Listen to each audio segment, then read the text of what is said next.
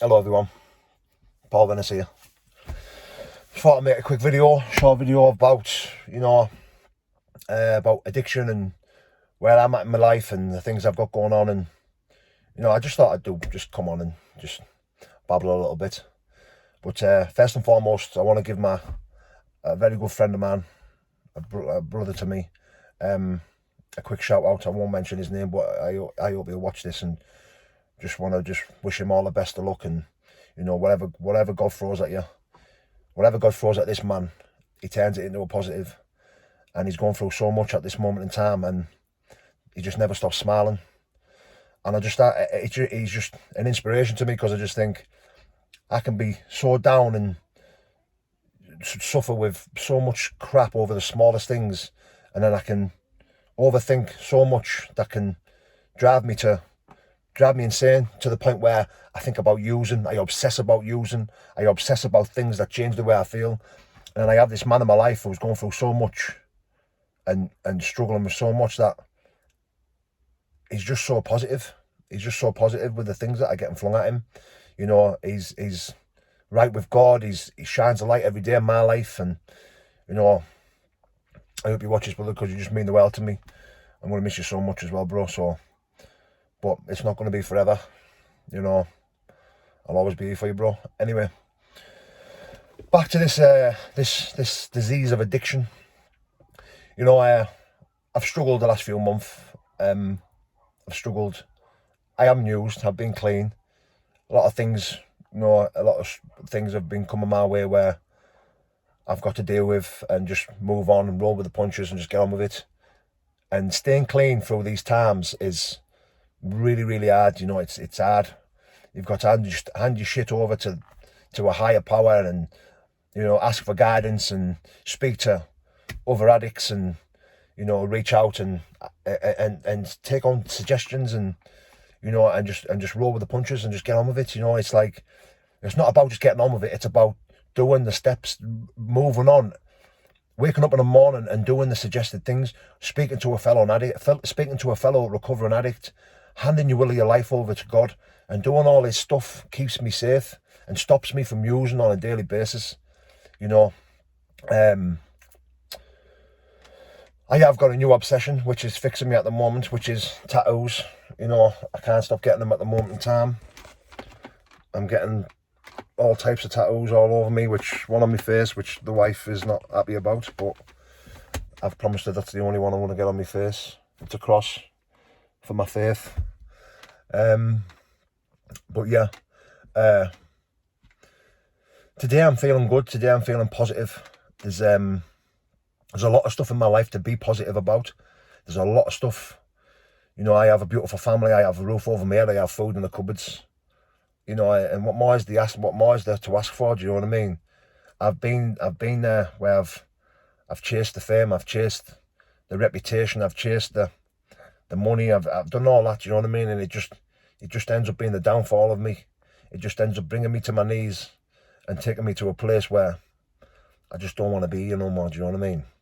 It's just every single obsession in my life ends up ruining me, apart from trainers and tattoos, by the way. But yeah, there's another guy as well, a very close friend of mine, who's struggling with active addiction. It's really, really struggling to watch him go through what he's going through. Because when you're emotionally involved with someone who's struggling with active addiction, you just want to grab him in a headlock and just drag him to meetings and force him to sit down and listen. But it doesn't work like that. They've got to want to fix themselves. I could never have got clean for my kids, for my wife, or for anyone who loved me. At the time of my addiction, of my disease of addiction, when I was in it, I stepped over my family to get what I needed. I fucking stepped over them to use. I stole, I pinched, I used, I done really, really bad stuff to get my next score. And watching someone who's very close to you, who you're emotionally involved to, suffer with this disease is heartbreaking, it's heart-wrenching. But he's surviving. And I know his heart, I know he's true in his heart. Similar to myself, all this bad stuff that I've done crippled me. It still does sometimes, like when I think about the stuff that I've done to score or to get my next fix, it keeps me awake at night. It really does. Sometimes I have a hard time forgiving myself for what I've done, but You know, I know, if God knows true in my heart that I really, really am sorry for the people I hurt and sorry for the things that I've done. So it helps me sleep at night, you know, believing in my higher power, believing that Jesus died for me so I could be forgiven. You know, it really does help me a lot. But this guy who's suffering with active addiction is so much like me, so much like me. He will do anything for anyone. He's you know, he's a really, really nice guy, and I consider him one of my best friends, and he's just really suffering bad. You know, it's easy enough for me to sit there and go, look, don't put that first one in. One too many thousand, never enough. You know, just go to the rooms and keep patting your ass. Listen to suggestions.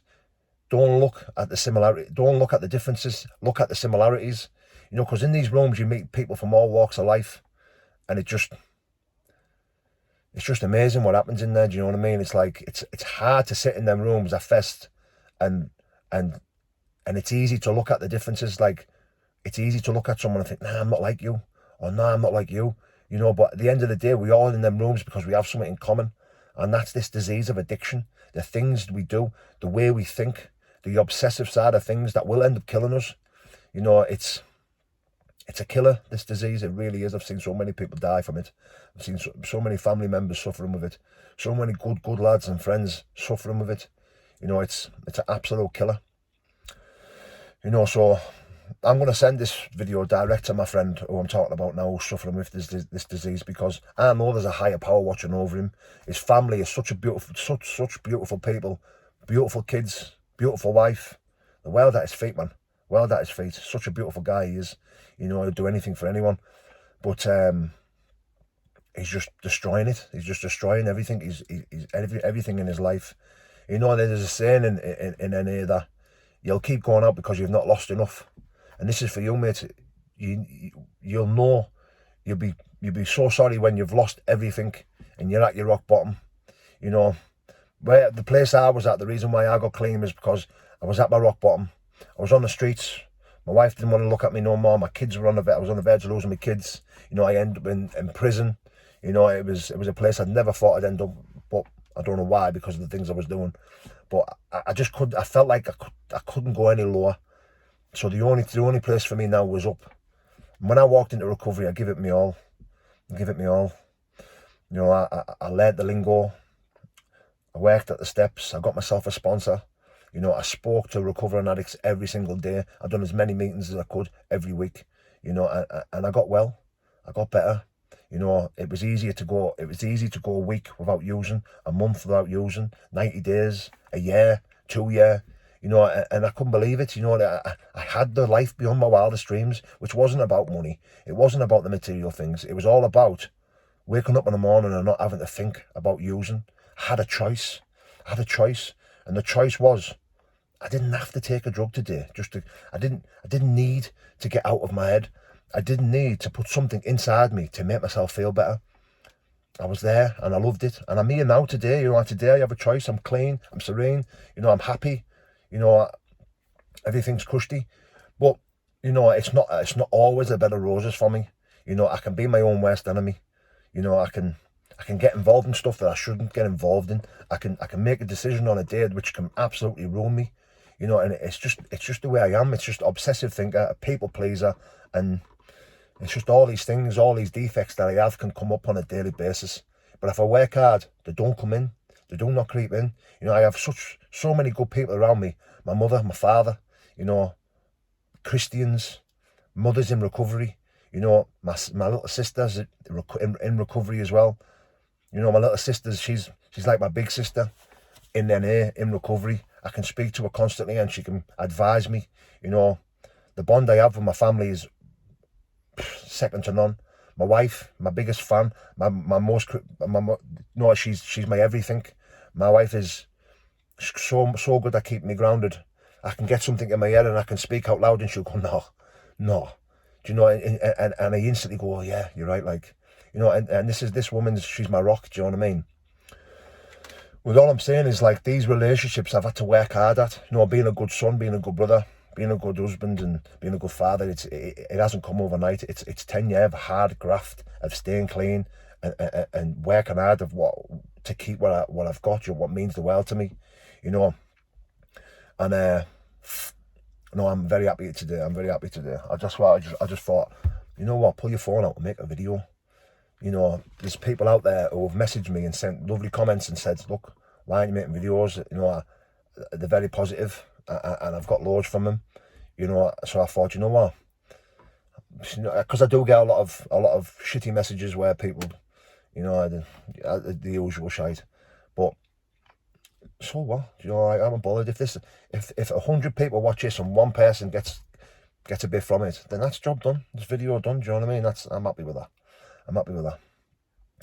But yeah, the things I've got going on in my life. Been training hard. I'm down to 17 stone now. Perfect way for the movie, by the way, next year. Don't think the producers and directors are going to be too happy about all my tattoos that I've been getting, but I'm sure we can work around them. I'm in good shape. I'm fit. You know, constantly thinking about fighting again. Constantly thinking about it. Never stop thinking about it, to be fair. My head keeps me in that fighting game, but I don't think the heart wants it no more. I'm too happy and comfortable in what I do today. You know, I'm chilled. I'm happy. You know, I'm with my family 24/7. The fighting game demands a lot from you.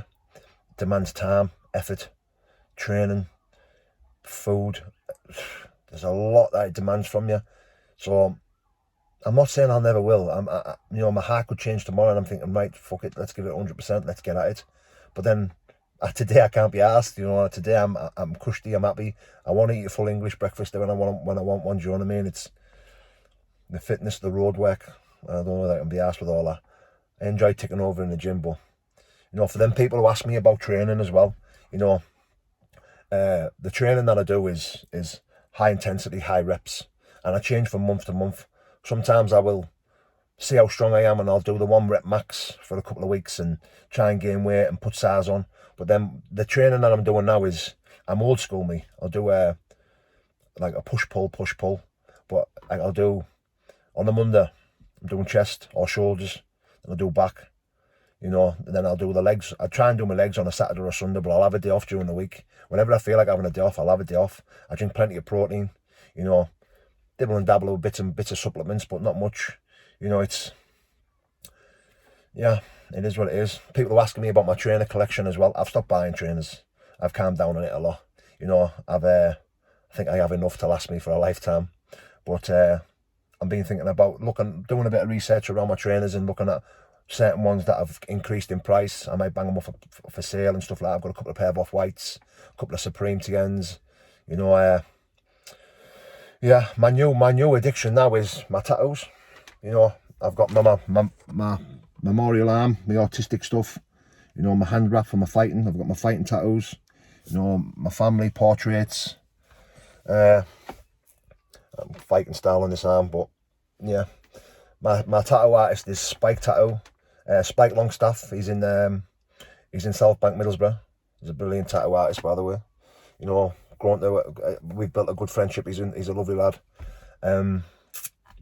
Yeah, everything's cushy. Don't forget to like and subscribe, people. I'm going to try and be more active on here, mate.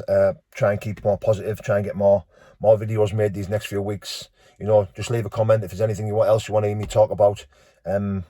Or drop me a message on Instagram or Facebook, Paul Venice 22 or Paul Venice on Facebook. I also have an actor page, Paul Venice Actor, if you want to go on there. Hopefully there'll be a lot of stuff that'll be coming up on around the movie next year. A couple of podcasts penciled in.